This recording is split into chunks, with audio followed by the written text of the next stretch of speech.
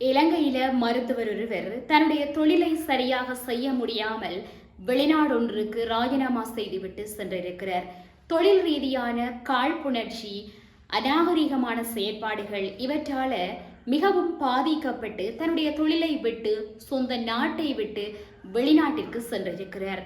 இப்படியான செயற்பாடுகள் ஒரு மருத்துவருக்கு மட்டும்தான் நிகழ்தல் நினைக்கிறீர்களா? இல்லை, எல்லா துறைகளிலேயும் தொடர்ச்சியாக இடம்பெற்றுக் கொண்டேதான் இருக்கிறது. ஆனால் இங்கு இந்த மருத்துவர் தெளிவாக வெளிப்படையாக சொல்லிவிட்டு சொந்த நாட்டை விட்டு வெளியேறியிருக்கிறார். இது பற்றி அவருடைய முகநூல் பக்கத்தில் ராஜினாமா கடிதத்தில் குறிப்பிட்ட சில விடயத்தை குறிப்பிட்டிருக்கிறதாக சொல்லி இருக்கிறார். அவற்றை உங்களுடைய பார்வைக்காக காணொளி வடிவில் சமர்ப்பிக்கிறேன். வணக்கம், நான் திவாரகா. சப்ஸ்கிரைப் பண்ணாம காணொளி பார்த்து கொண்டிருந்தால் மறக்காமல் சப்ஸ்கிரைப் செய்து பக்கத்தில் உள்ள பெல் ஐகானையும் கிளிக் பண்ணி கொள்ளுங்கள். மருத்துவர்கள் கடவுளுக்கு நிகரானவர்கள் என்று மக்களால் போற்றப்படுகிறவர்கள். ஒவ்வொரு மக்களுடைய உயிர்களையும் காப்பாற்றுகிறவர்கள். ஏதாவது வருத்தம் வந்தால் உடனே வைத்தியசாலைக்குத்தான் நாங்கள் ஓடுறோம், எங்களை காப்பாற்றுங்கள், எங்களுடைய பிள்ளைகளை காப்பாற்றுங்கள் என்று சொல்லி. அப்படி இருக்கையில ஒரு மருத்துவர் ஒருவர் தொழில் ரீதியான காழ்ப்புணர்ச்சி மற்றும் அநாகரிகமான செயற்பாடுகளால தன்னுடைய தொழிலை தன்னுடைய சொந்த நாட்டில் செய்ய முடியாமல் ராஜினாமா செய்துவிட்டு வெளிநாட்டிற்கு சென்றிருக்கிறார். இந்த மருத்துவரின் ராஜினாமா பற்றி சமூக ஆர்வலர் ஒருவர் அவருடைய முகநூல் பக்கத்தில் சில விடயங்களையும் குறிப்பிட்டிருக்கிறார். தொழில் ரீதியாக என் மீது காழ்ப்புணர்ச்சி கொண்டவர்களின் தொடர்ச்சியான அநாகரிகமான செயல்பாடுகள் காரணமாக இலங்கையில் எனது தொழிலை ராஜினாமா செய்துவிட்டு வெளிநாடொன்றுக்கு வந்துவிட்டேன் என்பதை மிகவும் கனத்த இதயத்துடன் தெரிவித்துக் கொள்கிறேன். இதன் மூலம் உங்களுக்கு ஏதும் சங்கடங்கள் ஏற்பட்டிருந்தால் மன்னிப்பை வேண்டி நிற்கிறேன். அதேவேளை தன்னுடைய ராஜினாமா கடிதத்தின் ஒரு பகுதியையும் அவர் குறிப்பிட்டிருக்கிறார். பீடத்தின் முதல் மருத்துவ பட்டதாரி குழுவின் ஒருவராகவும் பின்னர் இப்பீடத்தில் கல்வியாளராக திரும்பி சேவை செய்த முதல் முன்னாள் மாணவர்களில் ஒருவராகவும் இந்த நிர்வாகத்தில் பணியாற்றியதை நான் பெருமையுடனும் பற்றுடனும் ஏற்றுக்கொண்டேன். குழந்தை மருத்துவ கற்பித்தலை வலுப்படுத்துதல், தொழில்முறை தரங்களை நிலைநிறுத்துதல், மேலும் இந்த பீடத்தின் முதல் தலைமுறை மாணவர்களுக்கும் எதிர்கால தலைமுறைகளுக்கும் இடையிலான ஒரு இணைப்பாக செயல்படுதல் என்பதே எனது நோக்கமாக இருந்தது. ஆனால் வருத்தத்துடன் குறிப்பிட வேண்டியது என்னவெனில், துறையின் உள்ளேயுள்ள நீடித்த மற்றும் தொடர்ச்சியான தொழில்முறை சிக்கல்கள் ஒத்துழைப்பு மற்றும் கல்வி வளர்ச்சிக்கு பொருத்தமற்ற ஒரு சூழலை உருவாக்கியுள்ளது. நான் எதிர்கொண்ட மீண்டும் மீண்டும் நிகழ்ந்த தொழில் முறையற்ற நடத்தை ஒரு மருத்துவர், ஆசிரியர் மற்றும் கல்வியாளர் என்ற வகையில் என் பொறுப்புகளை சிறப்பாக நிறைவேற்றுவதில் தடையாக அமைந்துள்ளது. தொழில்முறை நெறிகளை பேணுதல், மாணவர்களின் நலனை பாதுகாத்தல் மற்றும் நோயாளி பராமரிப்பை முன்னிலைப்படுத்துதல் ஆகியவற்றில் நான் தொடர்ந்து முயன்றிருந்தாலும் நிலவும் சூழ்நிலைகள் பல்கலைக்கழக கல்வியாளருக்குரிய மரியாதையுடனும் நேர்மையுடனும் என் கடமைகளை மேற்கொள்ள முடியாத நிலையை உருவாக்கியுள்ளது.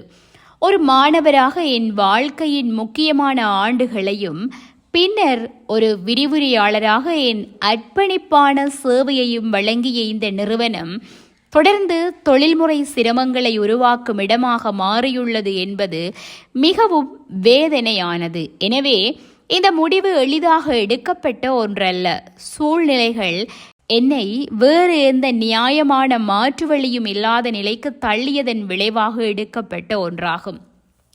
கல்வி நிறுவனங்கள் தொழில்முறை மரியாதை, பரஸ்பர மதிப்பு மற்றும் ஒழுக்க நெறிகளை நிலைநிறுத்த வேண்டும் என்பதில் நான் உறுதியாக நம்புகிறேன்.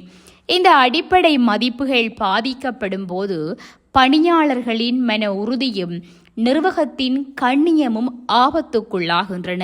இந்த முடிவுக்கு வழிவகுத்த சிரமங்களுக்கிடையிலும் இந்த பீடத்தில் பணியாற்றி எதிர்கால மருத்துவர்களை உருவாக்கும் பணியில் பங்களிக்க வாய்ப்பு கிடைத்ததற்காக நான் நன்றியுடன் இருக்கிறேன்.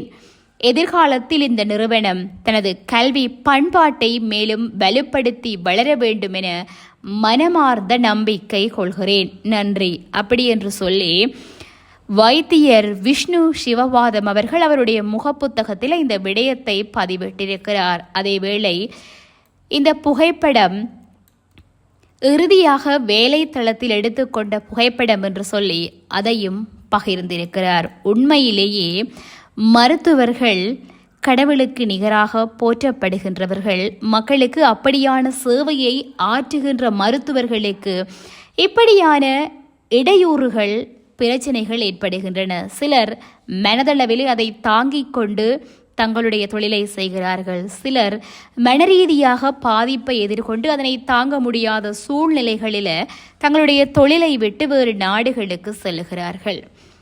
இந்த மருத்துவரின் ராஜினாமா மற்றும் வெளிநாட்டிற்கு சென்றமை குறித்து சமூக ஊடகங்களில் பேசப்படுகின்ற வேளையில் சிலர் இது தொடர்பான கருத்துக்களையும் பகிர்ந்திருக்கிறார்கள். அப்படியான கருத்துக்களில் ஒன்றுதான் இது. அண்மை காலங்களில் இவ்வாறான உயர் பதவிகளுக்கு வரும் வைத்தியர்கள், நீதிபதிகள், ஏனைய துறையை சேர்ந்தவர்கள் அதிகாரிகளின் பழிவாங்கல்களுக்கு ஆளாகி வேலைகளை விட்டு சென்ற சம்பவங்கள் அதிகரித்துள்ளன. எதிர்த்து போராடுபவர்கள் மனதளவில் பாதிக்கப்பட்டு அதிலிருந்து தாங்கள் மீளுவதற்காக மாற்று வழிகளை கையாளுகின்றனர். அல்லது அவர்களுக்கு ஒத்தோடி அவர்கள் சொல்வதையே கேட்டு தங்களை பழக்கப்படுத்தி கொண்டவர்களும் இருக்கத்தான் செய்கிறார்கள்.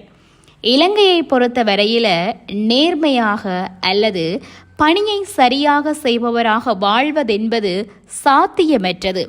அப்படி சரியாக அதை செய்தாலும் அதனை செய்வதற்கு மேலுள்ளவர் அனுமதிக்க மாட்டார். காரணம், இந்த ஒருவரால் மீதமுள்ள 10 திருடர்களும் மாட்டிக்கொள்வார்கள் என்ற பயம், அல்லது அந்த 10 திருடர்களும் இந்த ஒருவரை வேண்டாத ஒருவராக சகல வழிகளிலும் தாக்கத் தொடங்கி விடுவார்கள்.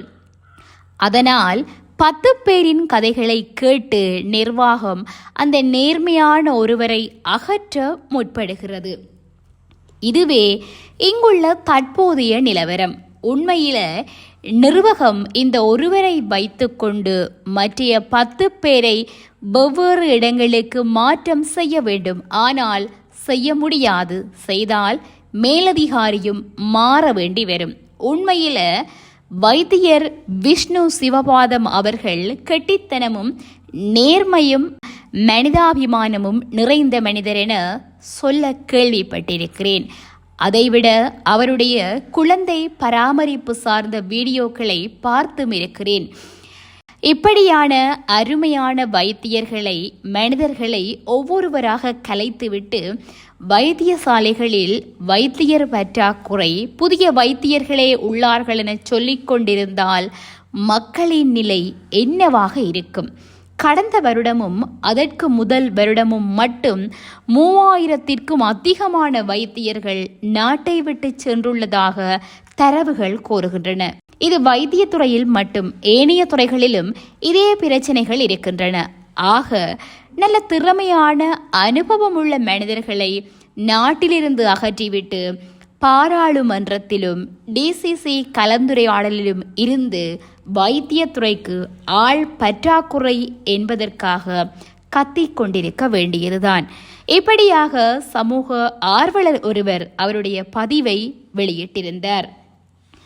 யார் மீதும் காழ்ப்புணர்ச்சி காட்டாமல் சரியாக சேவை ஆற்றுபவர்களுக்கு, சரியாக சேவையாற்ற முடியாதவர்கள் சரியாக சேவை ஆற்றுபவர்களுக்கு வழிவிட்டு ஒதுங்கிக் கொண்டாலே இவ்வாறான பிரச்சனைகள் ஒருபோதும் வராது. ஆனால் இங்கு யாரும் அப்படி செய்ய போவது இல்லை. நேர்மையாக நடக்கின்றவர்களுக்கு நேர்மையற்ற மனிதர்கள் தொடர்ச்சியாக இவ்வாறான காழ்ப்புணர்ச்சியையும் அநாகரிகமான செயற்பாடுகளையும் செய்து கொண்டிருக்கத்தான் போகிறார்கள். இந்த காணொளி உங்களுக்கு பிடிச்சிருந்தா சப்ஸ்கிரைப் பண்ணிக்கொள்ளுங்க. உங்களுடைய கருத்துக்களையும் பகிர்ந்து கொள்ளுங்கள்.